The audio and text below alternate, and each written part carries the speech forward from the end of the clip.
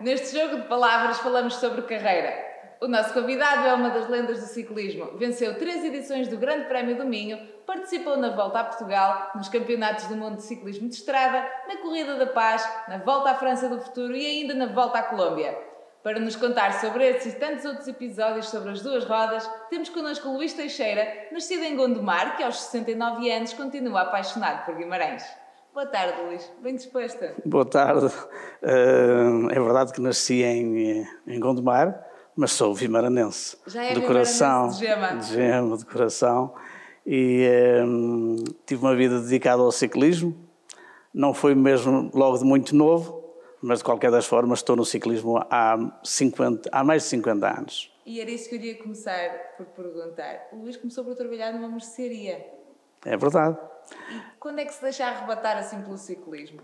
Precisamente por trabalhar numa mercearia. Ah, é? Que antigamente, hoje já não se faz isso, chamavam-lhe os marçanos. Os marçanos eram um garoto que trabalhava numa mercearia e que ia entregar as compras à casa das pessoas e ia de bicicleta, com caixote atrás, amarrado na bicicleta. Já entregas ao domicílio. E então fazíamos entregas ao domicílio. E então eu andava de bicicleta. Quando tinha que ir, antes de fazer as entregas, eu tinha que ir ver, chamava-lhe, ver as encomendas das pessoas, saber o que é que eles queriam para o dia seguinte. E então ia de bicicleta e tirava o caixote à bicicleta. E então andava nas minhas correrias com a bicicleta assim. E daí eu ter ido para o ciclismo. Um dia qualquer houve um anúncio de uma captação para o ciclismo de um clube em Vila Nova de Gaia e eu fui, fiquei. Então era um talento que já estava bem trabalhado, apesar de tudo, o trabalho fez com que evoluísse e que essa vertente. Se calhar mais depressa foi aquela necessidade de querer fazer alguma coisa, de querer praticar algum desporto. E para mim, naquela situação, o ciclismo estava ótimo, porque claro, fazia o treino a trabalhar, e fazia... Exatamente. Então surge essa primeira oportunidade de fazer uma corrida em Gaia, não é? Sim. E como é que se preparavam esses treinos? Não havia que trabalhar, não havia grandes apoios. Os treinos nessa altura eram muito complicados. Primeiro porque também quando comecei não eram necessários tantos treinos como isso, não é? Eu lembro-me que quando fui a primeira vez a esse clube, o primeiro treino que nós fizemos foi jogar futebol. Que era para ver o que é que a gente fazia e tudo mais. E depois, pronto, andávamos com as bicicletas para um lado e para o outro. E depois, nessa altura só treinávamos ao fim de semana. E ao fim de semana, o meu treino eu fazia com a minha bicicleta de marçano. Depois, no ano seguinte, isto já em 1972, isto eu quando comecei foi em 71, no final de 71. Em 1972 então comecei a correr e com as minhas gorjetas, os meus pais não tinham dinheiro para me dar uma bicicleta, mas eu consegui, com as minhas gorjetas, angariar dinheiro para comprar uma bicicleta. Mas comprei uma bicicleta pesadíssima, uma bicicleta de ferro, muito pesada, mas pronto, era o que eu tinha e era o dinheiro que eu tinha para aquilo. E então fazíamos os treinos. Os meus treinos pedia um bocado ao patrão para ir andar um bocado, 1 hora ou 2 à noite, depois de fechar a mercearia, e aos fins de semana que fazia com a equipe. Quando começavam as corridas, pronto, faziam as corridas ao fim de semana e os meus treinos eram uma vez por semana com a equipe, ou num final da tarde, e pronto, e era assim. E em casa, o que é que diziam? Eu quando comecei, ainda estamos na minha, mesmo em casa, como se costuma dizer, ainda estamos na minha infância no ciclismo. Gostávamos a contar a minha infância do ciclismo. Eu nessa altura não estava em casa, eu trabalhava no Porto, mas como se costuma dizer, era um trabalho de cama, mesa e roupa lavada. O que quer dizer que eu dormia ali, comia ali e, portanto, raras vezes ia a casa. Eu cheguei a ir de bicicleta, eu vivia ainda uns quilómetros largos de casa e, portanto, fazia a minha vida ali, fui bastante autónomo nessas situações. Era muito independente para a idade, não é? Já não era muito independente, mas eu também não ia para casa fazer nada, porque o que eu podia ganhar era ali. Em casa, para casa só ia dar despesas, por isso não ia fazer nada ali. E pronto, e foi assim que se começou. Depois tínhamos as corridas domingueiras, que no início foram muito problemáticas, porque, como eu disse, a minha bicicleta era de ferro facilmente partia os pedais e, portanto, se calhar tinha força a mais. E facilmente partia os pedais e abandonava muitas provas. Mas pronto, depois lá fui começando e ganhando umas corriditas. Então, começar a entrar no mundo das provas foi um passo natural, ao fim Foi, e ao cabo. ao normal. E eu sei que o Luís participou no Grande Prémio do Minho. Pronto, depois... Começou em 1977. Sim. O que é que guarda desse período? Olha, é assim, eu depois de passar esta, como eu disse, a minha infância do ciclismo, no final de 73, por isso eu já sou mais vimaranense do que outra coisa, no final de 73 vim para Guimarães e vim correr para a Coelima. Integrei a equipe da Coelima amadora, a equipe amadores séniores. Nesse entretanto ainda fui para a tropa, ainda fui para Angola, ainda estive em Angola, portanto sou um ex-combatente. Quando vim, eu em 1975, que se deu a independência de Angola, vim de Angola para cá e em 76 queria correr na Coelima e não tinha lugar. Não tinha lugar. Mas depois houve uma vaga e eu consegui ir correr na Coelima. E fiz a minha primeira volta a Portugal em 1976. E em 1976 eu fui rei da montanha e com uma clavícula partida. Eu já soube dessa história, já vamos contar isso ao pormenor, porque essa história merece... Que essa é que é a sequência disto tudo. Esta é que é a sequência disto tudo. O Luís casou com uma clavícula partida. Vocês também sabem essa história. Já fiz fazer trabalho de casa. Essa história é muito engraçada. Então, Luís, parte a clavícula e vai casar. Então, se já tinha o casamento marcado, eu não queria dizer que não. Como é que eu ia fazer isso? E no casamento, sabiam?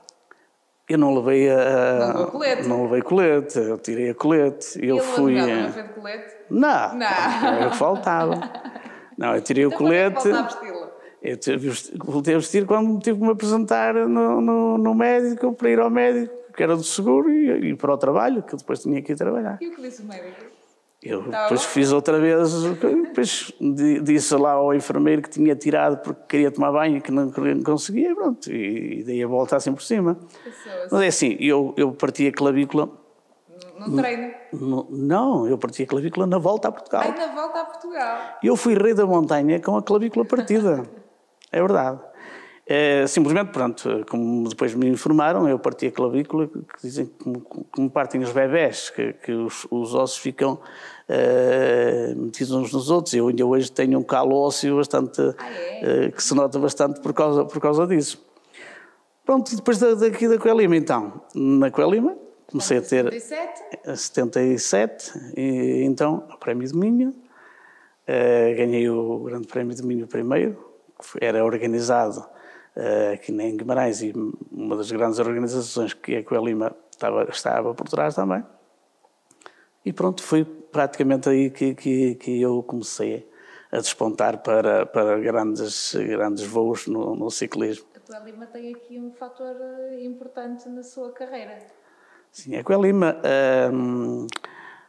fez uma coisa que eu nessa altura necessitava. Eu queria correr, mas também queria trabalhar, porque o que eu pudesse ganhar a correr não era o suficiente para eu viver, e por isso eu queria um trabalho. E foi por isso que eu optei. Eu, na altura, quando saí do Camburães, tinha opções para ir para correr no Futebol Clube do Porto e não fui, porque eu queria um trabalho que me garantisse alguma estabilidade. E pronto, e a Coelima deu-me realmente isso. Deu-me trabalho, deu-me condições de treino. Pronto, e eu também consegui dar-lhe aquilo que eles têm. Exatamente, desenvolvi. É verdade. É verdade.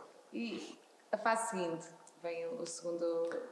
A fase seguinte, então, no Prémio do Minho, no ano seguinte, sou convocado para ir aos Campeonatos do Mundo, mais prémios do Minho, portanto, que depois acabei por ganhar mais 2 grandes prémios do Minho. Volta a Portugal, portanto, também comecei a melhorar as minhas posições na volta a Portugal. Fiz 3º lugar, 4º, 5º, pronto, e estava lá sempre, nas grandes provas, reis da montanha, vitórias em etapas, e portanto, fiz.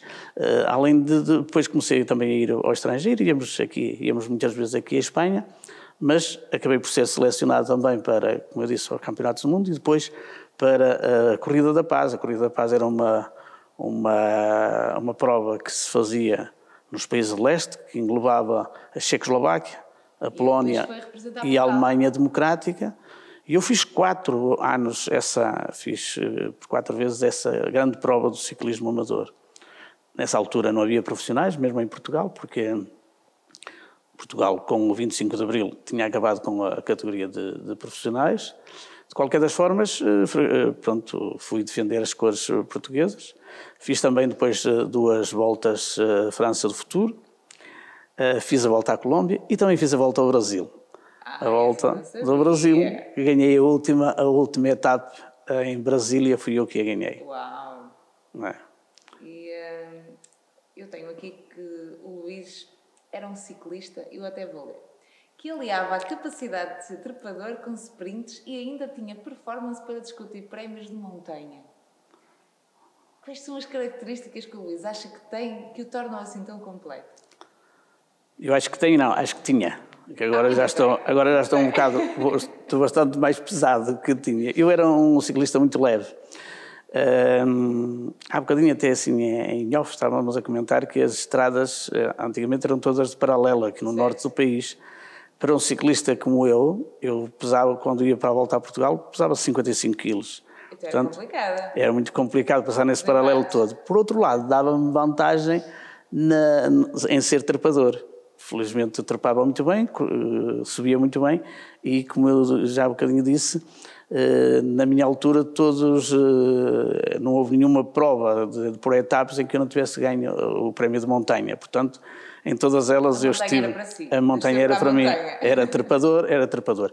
Depois, com a continuidade dos anos e com a experiência que fui tendo, acabei por sprintar, e sprintava em pequenos grupos, mas sprintava bem. Já não era daqueles sprinters natos, claro que não era, nem tinha peso suficiente para isso, mas a minha experiência, a minha colocação e como se costuma dizer, a minha ratice de saber com quem estava nos últimos metros e que deu-me bastantes vitórias já. Havia aí também já muita estratégia. Claro que nós com os anos vamos ganhando experiência, vamos começando a conhecer quem se sprinta melhor, a quantos metros é que arranca, a quantos metros não arranca. Hoje em dia, quem estiver atento vê, por exemplo, nas chegadas de grandes voltas, em que os metros estão lá todos, com as placas e não sei o quê, mas antigamente não era assim. Antigamente nós medíamos os metros, como nós costumamos dizer, a olhómetro. Nós é que tínhamos de ir com os olhos e quase a medir o espaço que tínhamos entre aquela curva e depois a meta e não sei o que mais, porque a única coisa que nos aparecia era uma meta, uma placa a dizer 5 km para a meta e depois tínhamos uma placa também a dizer 1 km para a meta, porque havia também uma questão regulamentar dentro desse quilómetro. De qualquer das formas, nós tínhamos que ir ali quase a adivinhar onde estava. Era mais desafiante, de alguma maneira. Muito mais, mas muito mais. Hoje em dia não se faz nada disso e ainda bem, as coisas hoje em dia estão muito melhor, tem uma evolução muito maior e acho muito bem que as coisas evoluam para melhor. Mas nós lá nos defendíamos também com as nossas artimanhas, com o nosso saber, com a nossa experiência que, como eu disse, íamos ganhando. E pronto, e conseguimos. E era a vossa experiência também que fez com que as coisas evoluíssem, não é? Claro. Hoje em dia nós olhamos para um ciclista que vai fazer, por exemplo, uma prova 4 horas, 5 horas, e se nós olharmos ele praticamente não leva abastecimento nenhum. Pois, não é? Verdade. Nós levávamos uma carrada de abastecimento. Como é que era? Desde bananas, maçãs, marmelada, cubos de açúcar. Pois, sério? A marmelada é o que eles agora fazem com as barritas energéticas. Sério? E com os géis e por aí fora. Era o que nós não tínhamos e comíamos marmelada. A alimentação desportiva também evoluiu muito, não é? Desde aí. Muito. Só para lhe dizer que nós levantávamos, antigamente corria-se também muitas vezes de manhã e também à tarde. E quantas vezes eu tive que me levantar às 6 horas da manhã e às 7 horas da manhã para comer um bife com arroz. para 3 horas depois, não, tínhamos era que comer, porque íamos ter uma etapa longa, né? E antes de 3 horas tínhamos que ir comer, mas hoje em dia quem é que se lembra de fazer isso? Já porque felizmente não é necessário. Que a proteína e o hidrato de carbono eram muito importantes? Sim, havia essa noção, não havia era condições para isso, nem havia essas coisas que fáceis de digerir e por aí fora, nem de adquirir, nem fáceis, e depois fáceis de gerir. Claro. De digerir durante a corrida, porque agora, claro que havia essa noção. Quando nos davam, por exemplo, massa para comer com o esparguete, é porque já havia a noção de que o esparguete e as massas, exatamente, tinham alguma qualidade para isso. Quando nos davam cubos de marmelada, é porque realmente sabiam que nós íamos precisar de açúcar. Quando nos davam até grãozinhos de açúcar para nós metermos na boca com água, é porque realmente sabiam que nós precisávamos daquilo para nos aguentarmos. Porque é muito importante essa questão. E o Luís tinha já este acompanhamento mesmo nas provas internacionais? Sim, nós tínhamos, na Coelima, não tínhamos médicos, nem tínhamos ninguém a gerir a nossa alimentação, mas a experiência de outros, do treinador, dos massagistas e tudo mais, e, por exemplo, na Coelima também tínhamos um médico da Coelima que também nos ia dando algumas informações. E mesmo, por exemplo, quando depois representava a seleção nacional, também tínhamos as pessoas também sabiam, mas lá está, sabiam porque foram adquirindo, ou por experiência. Uma aquisição de saberes. Exatamente. Não porque tivessem nenhum expert para lhes dizer isso, tem que se fazer isto, tem que se fazer aquilo. Não, era pela experiência que tinham ganho ao longo dos anos também, ou como ex-corredores, ou porque estiveram ligados à modalidade, ou qualquer coisa. E dessas provas, sobretudo as de caráter internacional, o que é que guarda?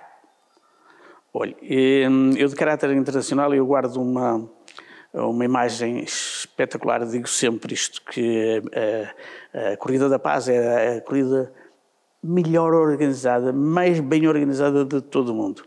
Eu acho que nem a Volta à França sequer teria essas condições, dentro do que eram as condições do ciclismo amador e dentro do que eram umas provas nos países de leste.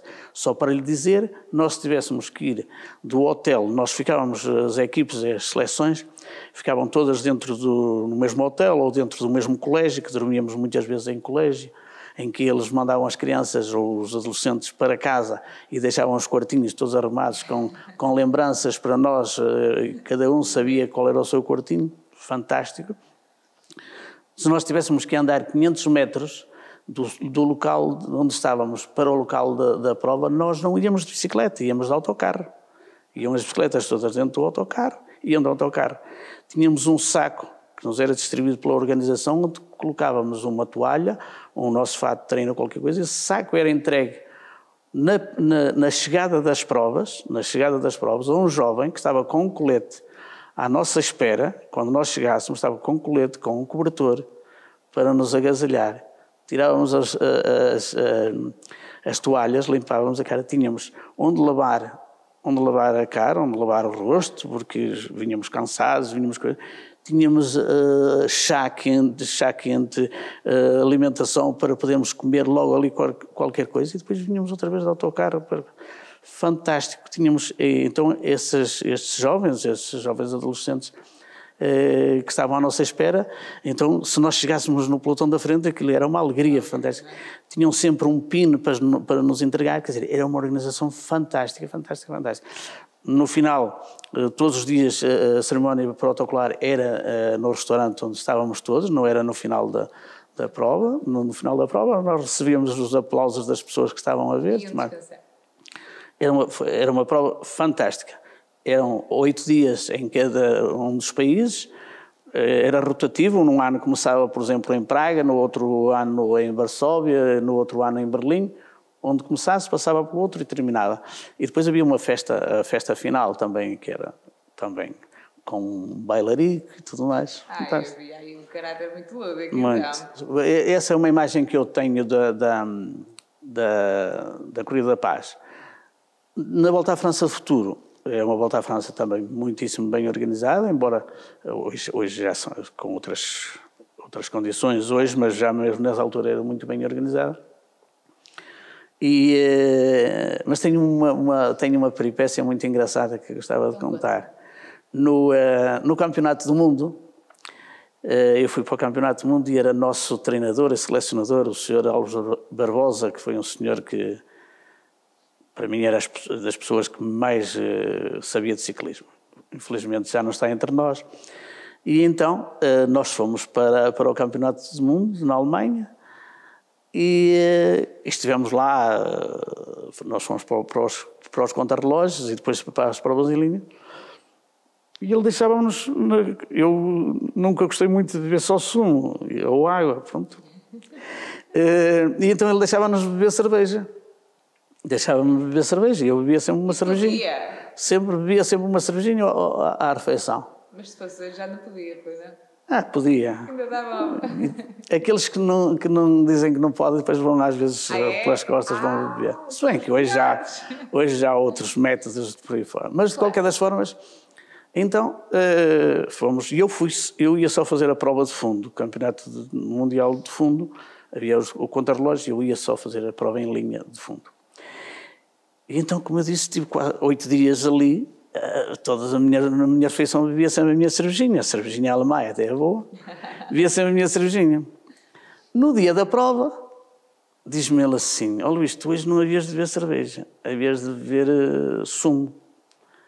E eu disse assim, Sr. Barbosa, por amor de Deus, quer dizer, eu estive a beber cerveja todo o tempo e agora vou beber sumo, isso vai-me fazer mal à barriga, eu ainda vou desistir por causa disso. E ele, mas havias depois... Eu sabia, estava marcado, se eu não fizesse uma boa prestação nesse campeonato, a culpa ia ser da cerveja. Claro. Assim não, eu fui o melhor classificado dos portugueses, entrei na 15ª ou 16ª posição, não estou bem a recordar, e fiz uma boa classificação, fiz uma boa prestação. A cerveja afinal fez bem. Ajuda. Não era a mentalidade que eu já tinha, né? Porque se eu fosse ver... às vezes são essas situações. Portanto, já na altura tinha muita destreza mental e muita vontade de atingir os objetivos. Sim, isso aí não haja dúvida que não sou eu só que o digo, mas eu também gosto de dizer, eu fui e sou sempre, e sou um guerreiro em muitas coisas, mas no ciclismo eu lutei sempre por ser sempre melhor e ter sempre os meus objetivos. Eu não venho de uma família de ciclistas, não venho de uma família de desportistas. Eu cheguei onde cheguei por a pulso e por muito querer, muito esforço, muito sacrifício. Se calhar aquilo que eu, por exemplo, com o meu filho mais velho, praticamente não lhe dei grande apoio quando ele era bebê, nem criança, nem nada, porque andava sempre por fora. Porque o ciclismo para mim era e é, ainda continua a ser. Mas eu fui sempre um indivíduo muito guerreiro, fui sempre um indivíduo muito enérgico, franzino, que fui sempre muito franzino, mas eu fui sempre daqueles que mais vale partir do que torcer. Era daqueles que mais vale partir do que torcer, porque... Eu como há bocado disse que terminei a Volta a Portugal, foi Rio da Montanha com a clavícula partida, eu fui ter com o médico da prova, o Dr. Barreiro de Magalhães, que também já não está cá entre nós, a pedir-lhe para ele não me obrigar a não me retirar da prova, porque se me retirasse da prova matava-me para o ciclismo. Claro. Se eu não terminasse aquela prova, porque na altura que parti a clavícula eu já tinha pontos suficientes, bastava-me chegar a Lisboa e era consagrado como Rei da Montanha, se me retirassem da prova, eu morria para o ciclismo. E pronto, por isso é que eu digo, sou daqueles que mais vale partir do que torcer. Fui sempre assim, acho que as pessoas devem dar sempre o seu melhor. Ainda hoje, quando falo com os mais jovens e tudo mais, aquilo que eu lhes digo é, deem sempre o vosso melhor. E se nós dermos o nosso melhor, o nosso dever está cumprido. E se nós dermos hoje o nosso melhor, mas o nosso melhor hoje não é ficar no pódio, mas ficar lá perto, vamos continuar a lutar para lá chegarmos. E conseguimos lá chegar. Olha, e conte-me lá como é que foi na Colômbia? A Colômbia era uma prova muito sui generis. Intercontinental. A Colômbia foi uma prova é uma prova muito sui generis. É uma prova que me marcou por duas situações. Primeiro, pela afetividade que nos demonstraram os organizadores, as pessoas que eram da organização, muito carinhosas e sempre muito afetivas connosco. E depois pela dureza daquela prova. Aquela prova na Colômbia, aquilo é só subir e descer.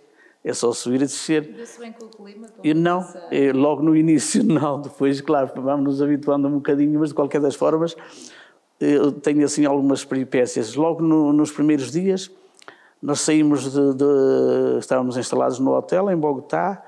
Aquilo era uma poluição terrível, porque os autocarros, os caminhões, aquilo é tudo a gasolina, tudo o gasóleo, aquilo só poluição que sei lá o quê.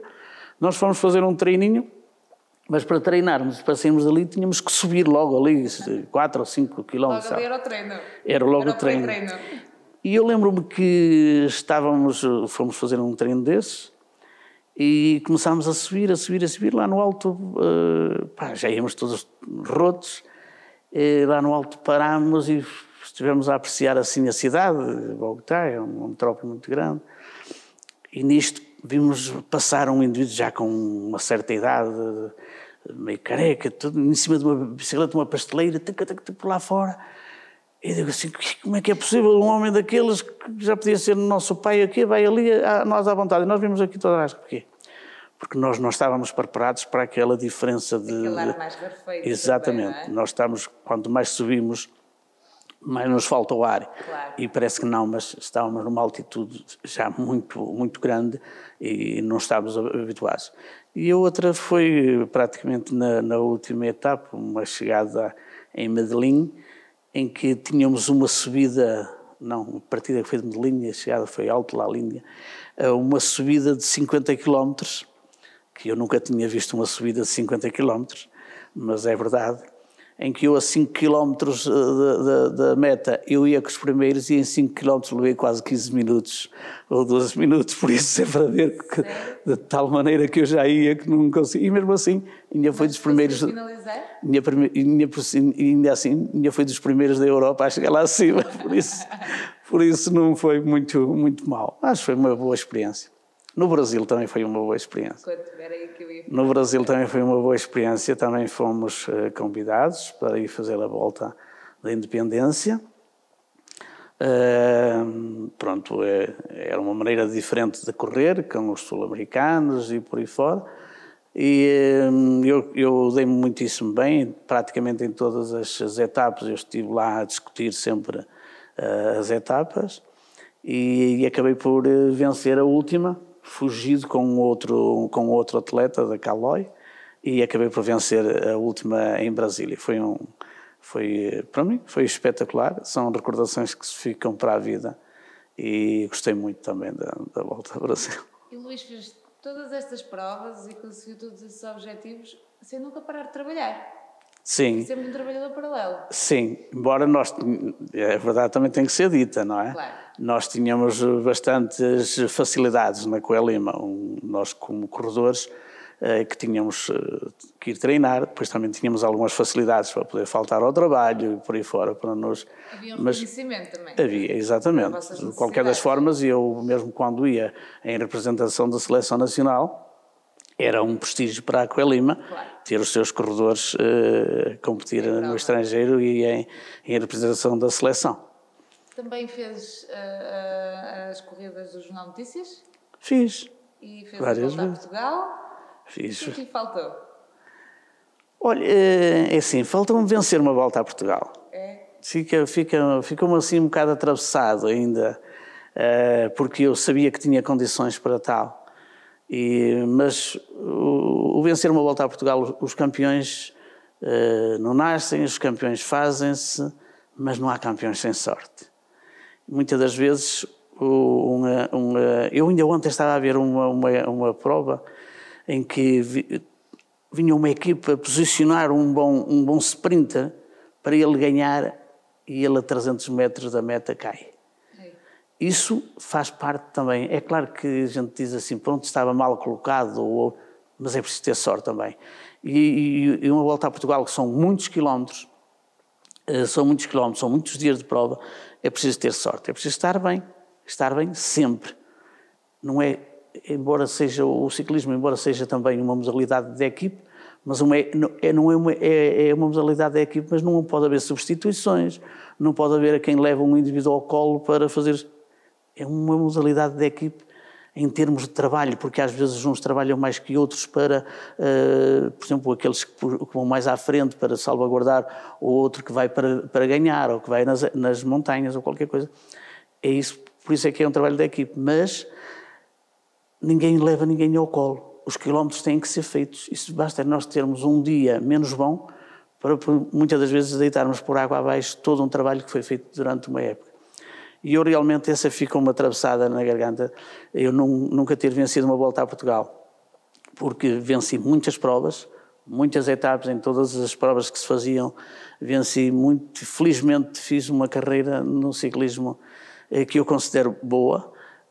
Costumava eu dizer que se eu atingisse 50%, ou aliás até 50% já era muito, no futebol do que eu fui no ciclismo, eu era rico, estava rico, era rico. Assim, também sou rico, graças a Deus. Tenho boa disposição, tenho saudinha também, graças a Deus também sou rico. Mas é só rico por isso. De qualquer das formas, é só no ciclismo o que me faltou foi isso. Até porque depois tenho uma continuidade no ciclismo que ainda hoje continuo. Claro que sim. Por isso, estou sempre no ciclismo. Eu não sei se o Luís sabe, mas o Luís foi contemplado pelo jornal Observador como protagonista de uma das histórias mais marcantes do ciclismo. Não me diga. Tem ideia? Não faço ideia. Então eu vou-lhe relatar um episódio de 77. Liderava Luís uma volta a Portugal e foi ultrapassado por um colega de equipa. Tem ideia? Que por sua vez foi apertado pelo próprio carro da vossa equipa. E o Luís ficou muito zangado, porque disse que era quase impossível fazer etapas duras como as das Penhas da Saúde, com meio dia de treino e trabalho em paralelo. Tem ideia deste episódio de 77? Olha, é assim, quando eu digo, há bocadinho disse que eu podia ter ganho uma volta a Portugal, essa era uma das que eu podia ter ganho. Ah, é? Pois. Então o que é que aconteceu aqui? Essa era uma das que eu podia ter ganho. Eu fui camisola amarela durante uns dias a voltar a Portugal. E depois há um colega que ataca e que, quando não havia de defender, quem tinha que atacar eram os outros, atacou, foi por aí fora, levou um atleta com ele, levou praticamente às costas, e depois eu perdi a camisola amarela. No dia seguinte, não é? Exatamente. Perde a camisola amarela. Perde-se a camisola amarela. Perde-se toda uma estratégia que se podia ter. E quando se vai ver quem foram os culpados, são os próprios colegas da equipe, não é? É um bocado chato. Então esta situação do vosso próprio carro apertar, o que é isto? Porque ele foi para mandar parar. Ele era para parar mesmo, para ele não continuar na fuga que ia. Então vocês nessas etapas têm emoções fortes, não é? Há de tudo. Nós vamos em cima de uma bicicleta, mas também estamos a pensar em muita coisa e temos muita coisa vai na nossa cabeça e às vezes as reações também às vezes não são as melhores. Não é? Mas sente que foi uma deslealdade isto que aconteceu aqui? Talvez um excesso de ambição por parte do outro colega que também pensou que poderia ganhar ele. Era ali a vez dele? Talvez, mas não guarde. Que é que já guarda? passou. Não, já passou. Já há muitos anos que já passou. Não guarda nada, como eu digo, podia ter ganho, assim como podia ter ganho. Tinha ideia que constava nas 10 histórias mais insólitas? Não tinha mesmo ideia nenhuma. Não tinha mesmo ideia. Tinha a ideia de uma situação que fiz a fotografia sair numa capa da revista desportiva, em que dizia fotos para a história, que é uma foto em que eu venho fugido numa volta a Portugal. Aliás, nessa etapa visto a camisola amarela, e depois deparámos-nos com uma passagem de nível parada, fechada, e nós tivemos que parar. Eu ainda hoje não é permitido passar, mas aquelas nem que a gente quisesse não passava mesmo, que era aquelas cancelas de ferro, por exemplo. E então eu estou sentado na bicicleta, sentado assim em cima do guiador, a bicicleta no chão, eu sentado no guiador, à espera que passe os comboios. E aí foi uma foto para a história. Não sabia que essa história da... Mas essa passagem de comboio era daquelas sem guarda? Não, essa tinha mesmo guarda, que até tinha tinha uma barreira mesmo de ferro, daquelas de correr com um carril. Então a volta para tudo, para tudo. Hoje em dia também param, mas hoje em dia todas as passagens de nível são automáticas e praticamente para-se, mas é que continuar depois a andar, não há esses problemas. E se for preciso para o comboio, não é? Se não para-se o comboio, na estação. A sua última corrida data de 84? Estou certa? Tá, mais ou menos. Tem memória dela? Não, já não me lembro. Se bem que eu em 84, foi em 84 que eu tive uma queda grande e foi na volta a Portugal. Numa chegada em Mangualde, era uma chegada a Senhor do Castelo, em que eu ia me preparar mesmo para ganhar essa etapa. E como eu disse, ia valente, sabia que estava em condições e ganhava de certeza absoluta aquela etapa. E antes de virarmos para a subida da Senhor do Castelo, eu sou empurrado e bato num poste de iluminação totalmente de frente, só consegui desviar a cara e o resto partiu tudo, porque e pronto, acabei no hospital. Quer dizer, em como os azares também teve sorte, não é? Porque teve uns acidentes que podiam ter deixado aí uns danos. Também tive acidentes, mas como eu disse, eu sou um guerreiro. É verdade. Eu tive um acidente numa volta a Portugal, fiquei todo esmorrado. Felizmente só foi, como nós costumávamos dizer, chapa e pintura. Mas, de qualquer das formas, estava mesmo muito maltratado. E a minha família, e principalmente a minha avó, dizia-me para eu abandonar o ciclismo. Não sei o quê. Sabe o que é que eu lhe respondi? O quê? Eu respondi-lhe assim: eu também já queria trabalhar, já me parti todo a trabalhar, não me mandaram deixar de trabalhar. Por isso, nós temos... Que também haja um certo medo e apreensão por parte da sua família quando via para já submeter-se a estas provas, não é? Ah, sim, sem dúvida. E depois ver que nem sempre corriam bem, não é? Sim, mas isso trazia para casa às mazelas. Mas isso faz parte, também faz parte da vida. Nós estamos sujeitos, e como eu disse, eu caí a trabalhar e continuei a trabalhar. É verdade. Nós estamos sujeitos a levantar-nos da cama, não é? Até termos termos feito uma boa noite de sono, levantamos da cama e caímos. Se nós formos a pensar nisso, então nós não fazemos nada. Mas mesmo assim morremos na mesma. É verdade. Por isso, se nós queremos fazer alguma coisa, se queremos ter uma vida ativa no desporto e não sei o quê, temos que correr riscos também. É claro que para quem fica em casa, e eu lembro-me da minha esposa, quando eu casei, eu disse que ia deixar o ciclismo. O Luís prometeu que ia deixar o ciclismo. Ficar lá no tempo de solteiro. Lá está, mas lá está, o bichinho depois está ali. Assim como quantas vezes eu às vezes digo, pá, vou abandonar isto tudo. Não, está ali o bichinho e mantém-se, como eu disse, há 50, desde no ciclismo, desde 1971. Já tenho quase 52 anos que estou no ciclismo. Durante este tempo todo eu não tive só coisas boas, tive muitas coisas más. Mas também no meu trabalho também tive coisas más, também tive muitas coisas boas, também tive muitas coisas más. Portanto, a minha expectativa é esta.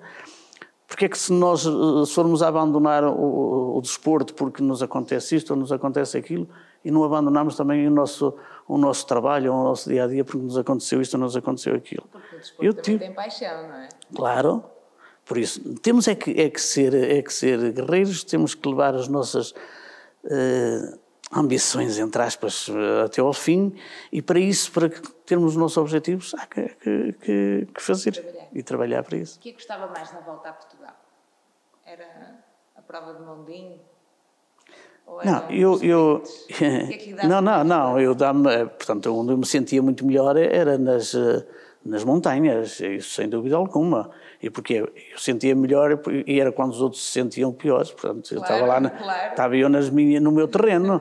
É claro que quando havia provas a rolar, ou até, por exemplo, contrarrelógios, eu com o meu peso de 55 quilos, se fosse um contrarrelógio pequeno, ia subir, aí eu ainda ganhava não, fazia um bom lugar. Agora se fosse um contrarrelógio de 30 km ou qualquer coisa sempre a rolar, bem, eu levava uma avada, como se costuma dizer, essa é que é a realidade. Tentava tudo por tudo para minimizar os estragos, mas de qualquer das formas levava sempre uns minutitos, porque não tinha condições, com o vento e qualquer coisa. Não, Agora, na montanha estava muito melhor. Era onde os outros estavam piores, era onde eu me sentia melhor. Normalmente é onde o público também está mais efusivo, não é? Também, e é bom, também o público também é bom. Estar na prova, incentivar-nos, a nós, a quem pratica o desporto, ver o público a aplaudir e às vezes também estão um bocadinho fora de... Ainda hoje se vê, às vezes, nas grandes provas, que estão fora um bocadinho do que é apreciável. Mas, de qualquer das formas, aquela inquietude do público, às vezes, faz também fazer coisas que não devia. De qualquer das formas, ao atleta ou ao ciclista que vai ali, o aplauso, é uma motivação, o incentivo sabe muito bem. Claro. Sabe muito bem. Não é por acaso que ainda ontem o Cristiano Ronaldo virou-se para o público para aplaudir. Por isso, está a ver? Faz muito parte da motivação, não é? Faz, em tudo. Mais recentemente assumiu funções como comissário. Foi essa transição? Eu no ciclismo já fiz tudo. Aqui não houve transição nenhuma.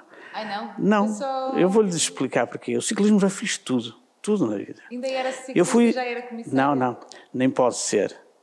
Não pode ser, então, porque se estiver no ativo um ciclista não pode ser comissário. Eu fui ciclista durante os anos que fiz.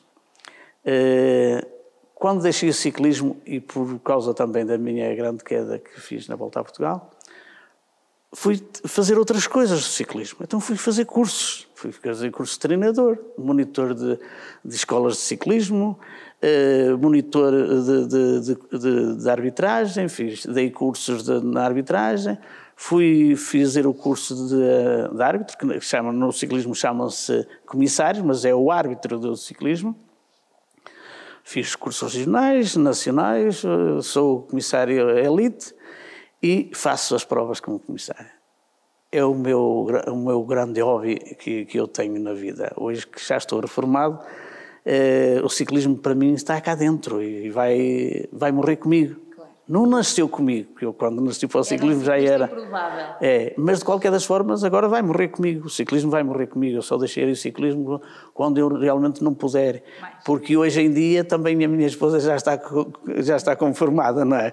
Porque se na altura eu lhe tinha prometido que ia deixar... Luís falhou à promessa no casamento, mas agora não vai agora. Exatamente. Portanto, vou fazer as minhas provas, felizmente tenho feito muitas provas, faço aquilo com carinho, gosto muito daquilo que faço e, como eu disse sempre, tento sempre fazer o meu melhor. Faço sempre, não é tento, eu faço sempre o meu melhor. Posso errar como qualquer humano erra, mas que eu faço sempre o meu melhor, faço. E gosto daquilo que faço. E para além dessas atividades todas, ainda é secretário na Associação Já fui, agora estou reformado, por isso é que eu disse que passei por tudo.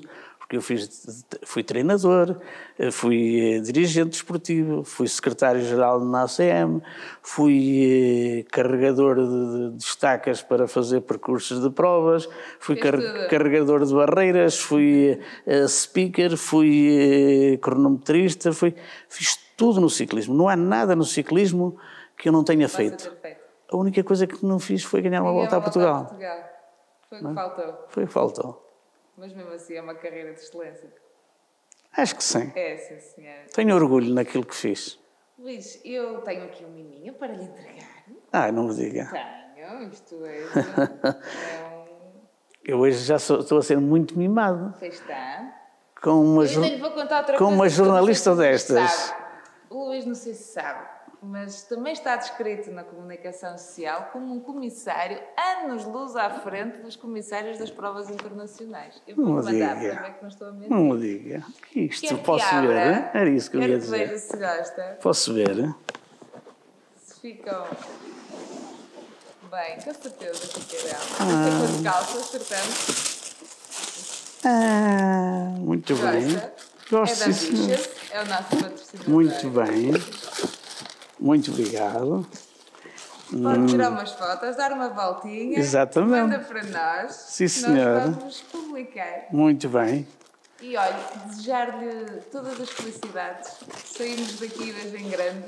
Muito obrigado. Eu é que agradeço. Desejo-vos os maiores êxitos para o vosso programa e sempre que precisarem de mim, eu cá estou. Olha, que vamos chamar. Há muito ciclismo Disponham. ainda para conversar. Disponham porque eu também reconheço o vosso trabalho e reconheço que o desporto precisa muitas das vezes de gente como vós. Claro.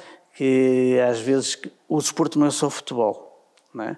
E isso é muito importante. É muito importante que haja alguém que divulgue, haja alguém que vá ter com os atletas, não sei o que mais, porque nem só os vencedores precisam desse estímulo. Muitas das vezes, e só para terminar, vou-lhe contar uma história. Há muitos anos, numa volta a Portugal, a RTP era a única que fazia. Estou a fazer publicidade, mas a RTP é nossa. Eu sou uma filha da RTP com muita ela é nossa, por isso podemos fazer isso. É que fazia a cobertura da volta a Portugal. E antigamente andavam com as câmaras naqueles carros, nas Peugeots grandes e não sei o que mais. E então vinham ter connosco quando a gente chegava lá, e então vinham entrevistar, claro, os primeiros, aqueles que o nome mais sonantes, não sei o que mais. E um dia virei para o jornalista que estava a entrevistar e disse-lhe assim: epá, porquê é que vocês não entrevistam o indivíduo que chega em último, o Lanterna Vermelha? Mas eu disse-lhe aquilo com coração, porque eu acho que... E ele respondeu-me. É claro que ele tinha lógica, ele tem lógica, ele está a fazer o trabalho dele. E dizendo: ó Luís, e isto que me desculpem, porque foi esta frase, mas não é a mais correta. Dos fracos não reza a história. Os últimos não vendem, mas os últimos também precisam de incentivo. Aqueles que lutam mais horas e mais tempo em cima da bicicleta, ou mais tempo a palmilhar os quilómetros no atletismo, ou as abraçadas na natação, ou qualquer coisa, os últimos também precisam desse incentivo, para que eles não sejam sempre os últimos. Porque se eles tiverem esse incentivo, se forem hoje últimos, amanhã vão ser penúltimos, depois vão ser antepenúltimos e por aí fora até chegarem lá em cima.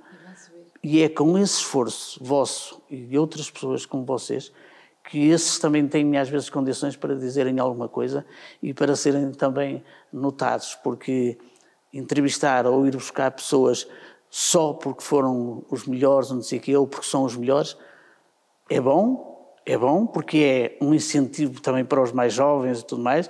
Estas histórias são histórias que se calhar os que estão agora a correr nunca as vão ter, estas e muitas outras, mas de qualquer das formas é um incentivo para a juventude, para saber às vezes o que as pessoas passaram, os sacrifícios que passaram para serem alguém, mas também ir dar a conhecer o sacrifício daqueles que, por muito que se sacrifiquem, passam sempre, ou estão lá sempre lá para trás, ou qualquer coisa, é muito bom. E posso dizer que é só com pessoas como vocês, com canais, desculpem-me também o termo, pequenos, mas que também querem ser grandes, porque a ambição também é essa, é que se consegue fazer isso. Muito obrigado. Luís, para nós foi um reforço. Foi um prazer grande. Já sabem. Obrigada. Sabem quando precisarem, estou à vossa disposição. Está bem? E deste modo inspirador nos despedimos uma vez mais deste jogo de palavras. Não se esqueça de nos seguir nas redes sociais, ativar aquele sininho e não perder pitada de todos os nossos conteúdos que nós aqui colocamos no seu Atleta Canal. Até lá! Este programa tem o patrocínio de